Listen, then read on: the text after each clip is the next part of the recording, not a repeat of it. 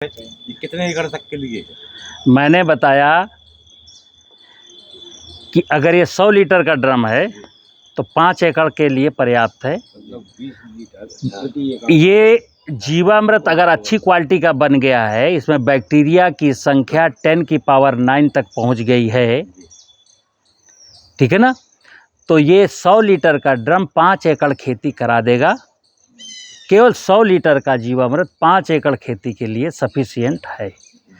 जिस किसान के पास 10 एकड़ ज़मीन हो, 9 एकड़ ज़मीन हो, उसको ये 200 लीटर का ड्रम लेना पड़ेगा। और जो मैंने अभी यहाँ दिखाया, मिट्टी भी 5 किलो, गोबर ये गुड़ भी 5 किलो और आटा भी 5 किलो ऐसे डालना पड़ेगा। सीधा सीधा विज्ञान है, बैक्टीरिया की संख्या जितनी ज़्यादा होगी उतनी मिट्टी आपको उतना ही भोजन देना पड़ेगा। और किसी का प्रश्न? सर जैसे अभी मिट्टी को सामने हो अपन ने डीएपी यूरिया रोकने के लिए ये हो गया। अब जैसे कई रोग लगते हैं, हाँ। कीट लगते हैं, तो उनके लिए क्या होगा? सुनो, ये जो जीवाणु हैं इसमें, देखिए रोग, हम अभी रोग की बात कर रहे हैं। जो सबसे खतरनाक रोग होते हैं वो होते हैं सॉइल बोर्न, भूमि जनित बीमारियां, जिनको कहते हैं पैतृक बीमारी, जमीन धरती माता से आई है फसल में, वो लाइलाज होते हैं।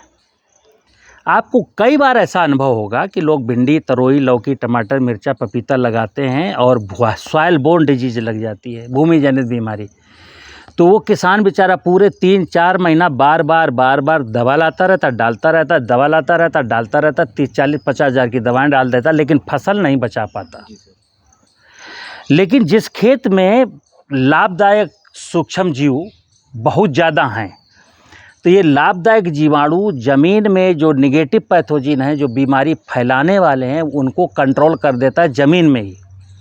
मैंने बोला प्रकृति में एक व्यवस्था है जो स्वतः अपना इंतजाम करती है। अगर प्रकृति ठीक है, जैसे मैंने बोला जंगल आपके ललितपुर के आसपास, तो जहाँ जंगल है, जंगल में कभी जाके देखना, जंगल में सैकड़ों प्रकार की वनस्पतियाँ खड़ी हैं।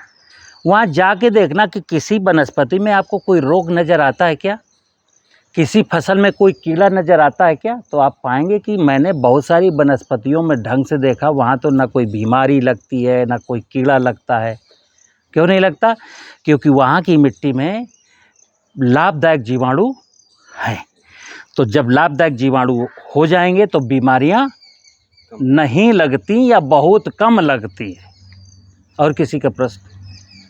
जी सर, जैसे सर हमने जीवामृत बना लिया और ये वेस्ट मटेरियल है, जैसे हमने हार्वेस्टिंग कराई, हाँ, उसका जो शेष मटेरियल बचा, तो उसको हम किस स्थिति में इसको देंगे? देखो सुनो,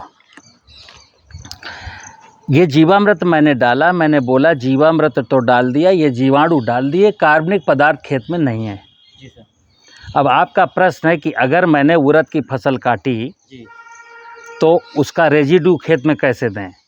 वहाँ कोई टेक्निक नहीं अपनानी है, आप उसको सिंपली जुताई करा के ज़मीन में दब जाएंगे, कुछ टूट जाएंगे, फूट जाएंगे। देखो, बायोमास जितना भी कार्बनिक पदार्थ है, इसको तोड़ने का, इसको विघटित करने का काम नेचर करती है। जैसे मनुष्य सोचे कि हम इसको विघटित कर लेंगे, मनुष्य नहीं विघटित कर सकता। इस पत्ते को हम क्या करेंगे, ये सूखा पत्ता है, इसको हम ऐसे ऐसे करके, कोई कहेगा देखिए मैंने हाथ से मैनुअली इसका विघटन कर दिया, विघटन नहीं किया है ना, ये विघटित नहीं हुआ, ये ह्यूमस नहीं बन सकता। इसको तोड़ा है कि हमने इसके छोटे छोटे टुकड़े किए हैं, जी सर, छोटे छोटे टुकड़े, लेकिन पत्ती तो वही है, ड्राई, टूट गई है, छोटी हो गई, बस छोटी हो गई है। तो इस पत्ती को डिकम्पोज करके ह्यूमस बनाने की प्रक्रिया में पानी, हवा, तापमान और ये माइक्रो ऑर्गेनिज्म, जैसे आपने कई माइक्रो ऑर्गेनिज्म डाला, जैसे बरसात के दिनों में आप देखते होंगे कि हर जगह पदार्थ बड़ा तेज़ी के साथ डिकम्पोज होता है बारिश में, और अभी ठंड में नहीं होगा। ठंड में चीज़ें पड़ी हैं, पड़ी रहेंगी, और गर्मियों में तो बिल्कुल कुछ भी नहीं होता, बरसात में बहुत तेज़ी के साथ होता है। तो मैंने क्या बोला, मॉइस्चर चाहिए सफिशिएंट, टेम्परेचर चाहिए, हवा चाहिए और सूक्ष्म जीव चाहिए। अब आप कहेंगे कि बरसात में साहब जिस खेत में माइक्रोब्स नहीं थे, वहाँ डिकम्पोजिशन की प्रक्रिया कैसे शुरू हो गई? तो मैंने बोला जहाँ कार्बनिक पदार्थ थोड़ी सी मात्रा में होता है ना, और ये भीगता है, ये भीगने भर लगे, यहाँ पर सूक्ष्म जीव जन्म ले लेता है। और जैसे मैं एक बार और कहूँ कि आप ये जीवामृत मत बनाइए, पक्की बता दूँ, आप केवल कसम खाइए कि 2 साल बरसात में मैं खेत की जुताई नहीं करूँगा, खेत में फसल भी नहीं बोऊँगा। 2 साल रबी में बोऊँगा, खरीफ के पूरे सीजन में जितनी भी घासें उगने दो, हम ट्रैक्टर ले ही नहीं जाएंगे। तो कमर के बराबर खूब घासें हो जाएंगी। सितंबर के आखिरी में उसको पलट दो, ग्रीन मैनोरिंग हो गई, मतलब उसकी जुताई करेंगे। अब आप जीवामृत मत देना, फिर रबी में फसल बो लेना, चना मटर मसूर जो बोना, अगली खरीफ में फिर यही करना। तो आप क्या देखेंगे, आपके चने की पैदावार जो पिछले सालों में 8 कुंटल प्रति हेक्टेयर हो रही थी, पहली बारिश में अगर खेत में हल बैल ना ले जाइए, ट्रैक्टर ना ले जाइए, घासों को खूब खड़ा हो जाने दीजिए और सितंबर के लास्ट में घासों को पलट दीजिए और 15 अक्टूबर को चना बो दीजिए। चना अगर 8 कुंटल पिछले साल होता तो 12 कुंटल काट लेना, अपने आप हो जाएगा, क्योंकि कार्बन की वैल्यू बढ़ गई। और मैंने क्या बोला, ये जीवाणु अभी तो मैं जंगल से लाया हूँ। अब आप कल्पना करें, ये सारा इंसान मर जाए, धरती का सब आदमी मर गया और जीवाणु बनाने वाली प्रक्रिया, जीवाणु डालने वाली परंपरा ही नष्ट हो गई। क्या आप समझते हैं धरती वीरान हो जाएगी ना? आदमी के मरते ही 3-4 साल में हर खेत में जीवाणु आ जाएंगे, जंगल वाले। माइक्रो ऑर्गेनिज्म का निर्माण कुदरत स्वयं बहुत जल्दी कर लेती। आदमी के, शेर के, चीता के, भालू के बनने में टाइम लगता है करोड़ों साल, लेकिन जीवाणु के बनने में एक भी समय नहीं लगता है। बस पंच महाभूत धरती, पानी, हवा, आकाश, अग्नि का कॉम्बिनेशन सही हुआ कि जीवाणु बनना स्टार्ट होगा, प्रारंभ। चलिए, और किसी का प्रश्न? क्या इसको सर स्प्रे नहीं कर सकते हैं हम जीवामृत को? देखिए, इसमें लिखा है अनएरोबिक। क्या लिखा है? जमीन में एक होता है एरोबिक, एक होता है अनएरोबिक। एरोबिक का मतलब होता है जो सरफेस में, जैसे हमारी स्किन में एरोबिक माइक्रोब्स बैठे हुए हैं, दिख नहीं रहे। इस जो अभी मैंने पानी भरा है, इसकी सरफेस में एरोबिक माइक्रोब्स हैं। ज़मीन के ऊपर एरोबिक माइक्रोब्स हैं। समुद्र की गहराइयों में, तालाब की गहरी सतह पर अनएरोबिक होंगे, ज़मीन के नीचे अनएरोबिक होंगे, एनिमल और ह्यूमन बॉडी के अंदर अनएरोबिक होंगे, और सरफेस पर जो होंगे वो एरोबिक होंगे। अब इसको मैं स्प्रे इसलिए नहीं कर सकता हूँ, स्प्रे करोगे इसको फसल पर, फसल के ऊपर इसका कोई रोल, चूँकि ये कार्बनिक पदार्थ को डिकम्पोज करने वाला है, और फसल जो जिंदा है, समझना, इस पेड़ में जो पत्तियां हैं ये भी कार्बनिक पदार्थ नहीं, ये लिविंग टिश्यू हैं। जब ये पत्ती टूट करके गिर जाएगी तब कार्बनिक पदार्थ में गिनी जाएगी, अभी ये लिविंग टिश्यू में गिनी जाएगी। अभी ये जीवन है, जीवन है, जिंदा है, जिंदा है, तो जिंदा में ये कोई काम नहीं करता। और किसी का प्रश्न?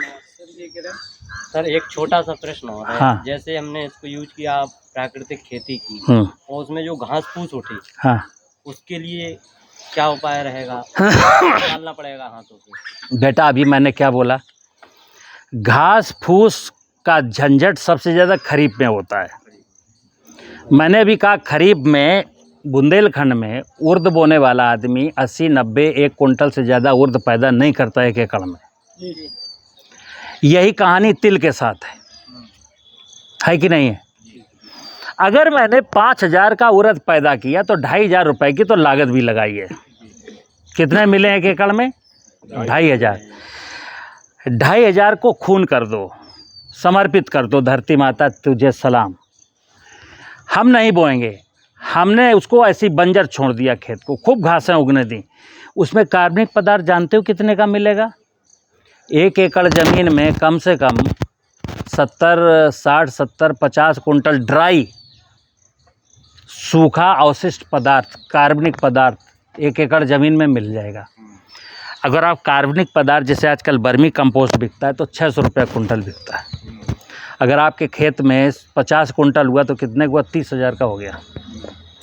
जैविक खादें बाजार में बिक रही ना, खरीद के लोग डाल रहे हैं ना, गोबर खरीद के डाल रहे हैं ना। जैसे एक ट्राली गोबर भी अगर खरीद के डालते हो तो एक ट्राली गोबर जो 20 कुंटल की ट्राली होती है उसमें ड्राई मैटर गोबर की खाद में कितना होता है? ज़्यादा 30%। तो जो 20 कुंटल ले गई है उसमें 6 कुंटल है ऑर्गेनिक मैटर, और 48 8 गुना ज़्यादा 1,500 में गोबर की ट्राली मिली है। 1,500 गुणा 8 करोगे तो 12,000 का कार्बनिक पदार्थ खेत में मिल गया। और अभी आप उड़द कितने का ले रहे थे? केवल 2,500 का। ठीक है ना। अब बात आई रबी की। रबी में मैंने बोला पशुपालन। देखो प्राकृतिक खेती के साथ मैंने अभी क्या किया, अभी मैंने भूमि की उर्वरता, पानी, सतही की बात, जलवायु की, बायोडाइवर्सिटी में हमारे पशु भी आते हैं। आज के ठीक 40 साल पहले की जब बात कर रहा था, 40 साल पहले भी तो खरपतवार हुआ करते थे, लेकिन कोई खरपतवार की बात करता था ना? क्यों? हर व्यक्ति के घर में 2-3 गाय भैंस होती थी, और मटर में, चने में, गेहूं में अगर खरपतवार हो गए तो क्या करता था किसान? पशुओं के लिए हर रोज जाता था और खरपतवार उखाड़ करके लाता था और पशुओं की कुट्टी मशीन से खिलाता था। पशुओं का हरा चारा भी हो गया, खरपतवार नाशी रसायन भी नहीं डाला गया, फसलें भी इससे हो गई। चूँकि मैंने बोला प्राकृतिक खेती से पशु का हट जाने का एक बहुत बड़ा जो है ना बैड इफ़ेक्ट है, जो हमको कहीं ना कहीं बर्बाद कर रहा है। तो प्राकृतिक खेती के साथ मुझे पशुपालन करना ही करना है। चलिए और किसी का प्रश्न? जी कह रहे सर, ये जीमा में तेले बनाने अपन गिलाजे मिट्टी, हाँ, ये मिट्टी जंगल से बोली आपने, इस मिट्टी गिलाजे क्या पीपर और बरगद के नीचे से नहीं ले सकते? देखो सुनो, आप सब लोग जितने लोग यहाँ आए हो, जाते समय 2-2 लीटर की बाटल ले आना और हमसे यहीं से बाटल भरवा के ले जाना। इसमें जीवाणु हैं, ठीक है। अब जिसको ये असुविधा लगे कि साहब ये तो बड़ा झंझट है, बस में कहीं गिर गई, फैल गई, टूट गई तो चीचा लेदर होगी, तो कोई बात नहीं। तो वो लोग जंगल जाएं, और जंगल में जैसा मैंने बताया कि पीपल, बरगद, पाकड़, गूलर, अर्जुन, जामुन, नीम, ऐसे पेड़ जिनके फल मनुष्य तोड़ के नहीं खाता। जैसे जामुन तो खा लेता है, लेकिन जामुन चाहे जितनी खाओ, जामुन 70% और ज़मीने में गिरती है। बरगद, पीपल, पाकड़, गूलर का कोई खाता ही नहीं है। तो ऐसा कोई भी पेड़ जिसके फल मनुष्य नहीं खाता, पशु पक्षी खाते हैं, वहीं बिखरते हैं, टूट के गिर जाते हैं, बशर्ते ऐसा पेड़ तो ये हो गूलर, बरगद, जामुन, पाकड़, पीपल, ठीक है ना, लेकिन ऐसी जगह हो जहाँ उनके फल पत्ते गिरते हों, वहीं गिरते हों, वहीं सड़ते हों, वो बह करके कहीं नहीं जाते, ना कोई आग लगाता है, ना वहाँ कोई केमिकल डालता है। वहाँ के नीचे की मिट्टी ले लो 5 किलो, वहाँ ये जीवाणु होंगे। चलिए अगला प्रश्न किसी का। सर, अक्सर ये किसान ये प्रश्न पूछते हैं कि जो जीवामृत हमने बना करके तैयार किया है वो तैयार हो गया है, इसकी पहचान कैसी होगी?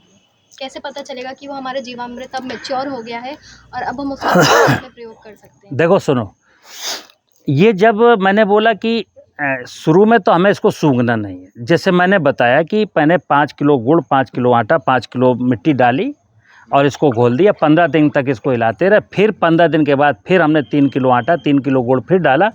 फिर 10 दिन के लिए हिलाते रहे। फिर उसके बाद 10 दिन के बाद फिर मैंने 2 किलो गुड़, 2 किलो आटा डाला। फिर 10 दिन तक हिलाते रहे।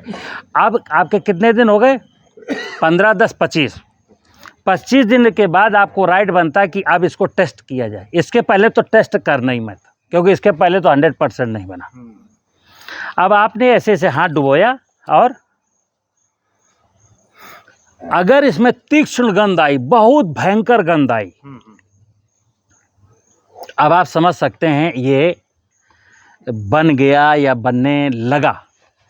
अब आपने हाथ डुबोया और इसको ले गए, नल में साबुन लगा के हाथ धुला और फिर सूंघा, खुशबू नहीं आई, खुशबू खत्म, तो समझ लीजिए अभी ये नहीं बना। अभी साहब ने जो कहा था कि इसको अगेन 2 किलो आटा, 2 किलो गुड़ हर 10वें दिन देना, अभी देते रहो। फिर 60 दिन हो गए, 55 दिन हो गए। बीच बीच में आप कभी ट्राई करिए, ऐसे करिए, बहुत तीक्ष्ण गंध आने लगी। आपने कहा छींक आने लगी और आपने साबुन से हाथ धुला और सूखा, बदबू 90% अभी भी है। वो गंध जो 100% थी ना, वो अगर एक बार साबुन से हाथ धुला 90% अब भी है, आप फिर एक बार हाथ धुलिए और फिर सूंघिए, अभी भी 70% है, समझ लो बन गया। 70% है तीसरी बार में। हाँ 70, 80, 60%, चूँकि इसकी कैलकुलेशन तो आप कर नहीं पाएंगे, लेकिन लगभग महसूस हो रहा है कि गंध वही है लगभग, तो समझ लीजिए ये बन गया।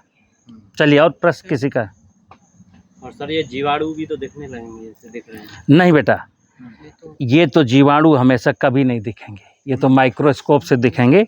हाँ, लेकिन जब गुड़ इसमें पड़ता है तो इसमें फर्मेंटेशन होता है, इसमें छोटे छोटे कीड़े फार्म हो जाते हैं। कीड़े चावल से 2 गुना बड़ी साइज में, जो पका हुआ चावल है ना बासमती का, बस उससे भी थोड़ा सा बड़े टाइप का एक कीड़ा इसमें तैरता हुआ नजर आएगा। हाँ, तो ये जीवाणु नहीं है, ये जीव है। जैसे कभी गुड़ का सिरका बनाते हो ना, वहाँ भी जीवाणु डेवलप हो जाते हैं। कोई भी चीज़ जब सड़ती है जिसमें कार्बोहाइड्रेट बहुत अच्छा होता है, तो वहाँ वो जीवाणु पनपना। कई बार आपके दाल में, घर में बासी दाल में आ जाते हैं, तो बस वो जीवाणु है। तो वो ये खतरनाक नहीं है। अगर आपको देखने में ख़राब लगे तो छलनी लो और छलनी से निकाल के बाहर फेंक दो, अगर देखने में ख़राब लगते तो। चलिए और किसी का कोई प्रश्न? सर आपने जैसे बताया कि हम जीवामृत को घन जीवामृत बना करके खेत में इसका प्रयोग कर सकते हैं। अगर हम जीवामृत को लिक्विड फॉर्म में अगर खेत में प्रयोग करना चाहें तो किस प्रकार करेंगे और किस समय करेंगे? देखो सुनो, जीवामृत मैंने बोला अभी कि जीवामृत ज़मीन को ठीक करने का पदार्थ है। पहले तो आप ये दिमाग से निकाल दो, जीवामृत का फसल से कोई लेना देना है, किसी भी क्रॉप से इस जीवामृत का कोई लेना देना नहीं है। ये ज़मीन को ठीक करने का एक साधन है, ठीक है ना। अब आपका मांडवी का प्रश्न है कि इसको अगर लिक्विड फार्म में देना चाहे तो, कोई घन जीवामृत नहीं बनाना चाहता, किसी के पास सूखा गोबर नहीं है, तो क्या करें? तो ये तो तय रखो, देना अल्टीमेटली मुझे ज़मीन में है। कहाँ देना है? जमीन में देना है। और कब समय देना? जब ज़मीन में थोड़ी सी नमी हो, क्योंकि ड्राई अगर ज़मीन होगी तो वहाँ फिर ये बेकार हो जाएगा, क्योंकि माइक्रोब्स हमेशा वेट एरिया में ही रहता है, नमी तो चाहिए उसको। अब आपके खेत में नमी है मान लो, और आप देना चाहते हो। अब समय ऐसा है कि टेम्परेचर, जो वायुमंडल का टेम्परेचर है, सूरज की जो ऊष्मा है, उस समय अगर टेम्परेचर 35 आ चुका है, यानी दोपहर के समय भी आपका टेम्परेचर 35 से अबव नहीं जा रहा है, तब आप इसको ज़मीन में, मान लो बैंगन, मिर्चा, धनिया कुछ बोया है, तो हम इसको स्प्रे कर सकते हैं। स्प्रे करने के बाद गुड़ाई कर सकते हैं, जुताई कर सकते हैं। बात समझ गए? मान लो किसी के पास नहीं है और खेत में नमी है और नवंबर का महीना है, तो नवंबर में तो अब 35 से ऊपर टेम्परेचर जाना नहीं है, तो आपने इसको स्प्रे किया, स्प्रे करने के बाद पीछे से ट्रैक्टर चला दिया।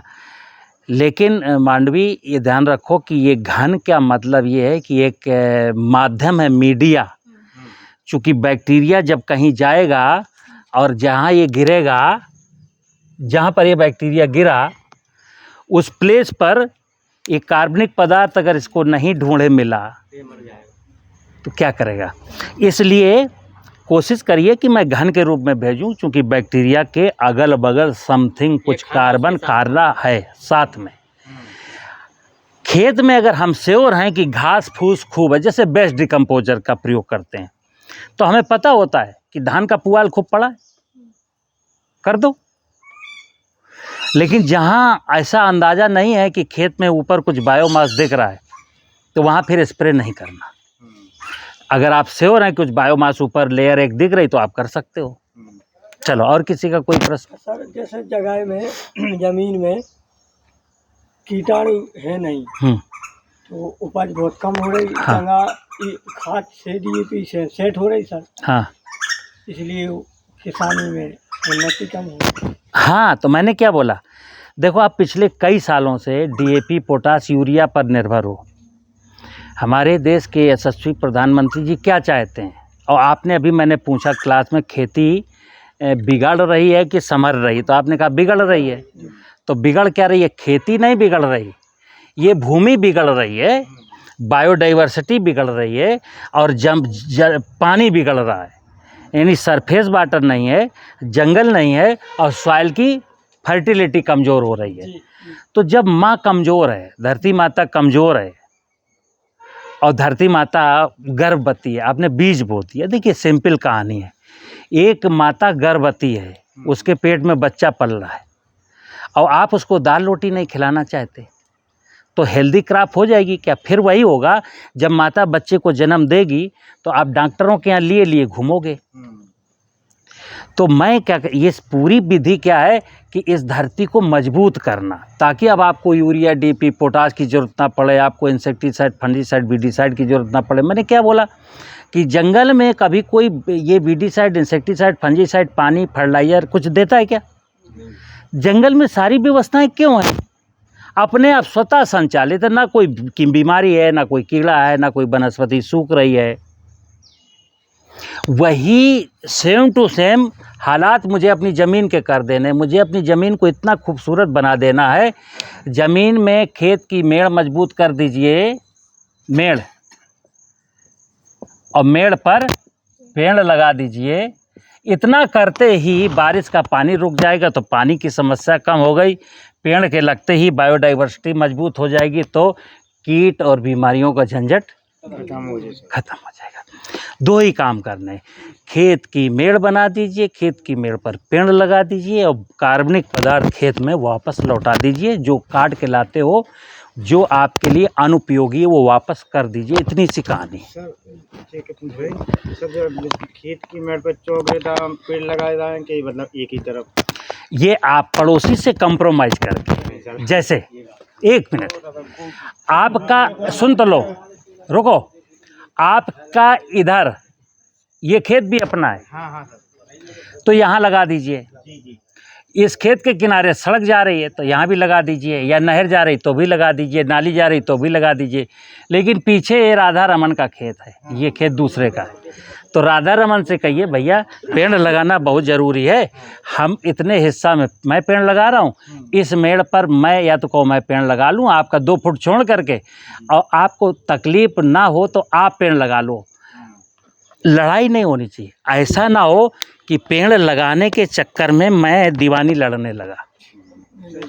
बड़े बड़े पेड़ जो हो तो उनके नीचे तो कुछ फसल हो ही नहीं पाता। अच्छा रुक जाओ 1 मिनट, साइलेंट बंद करो तुम।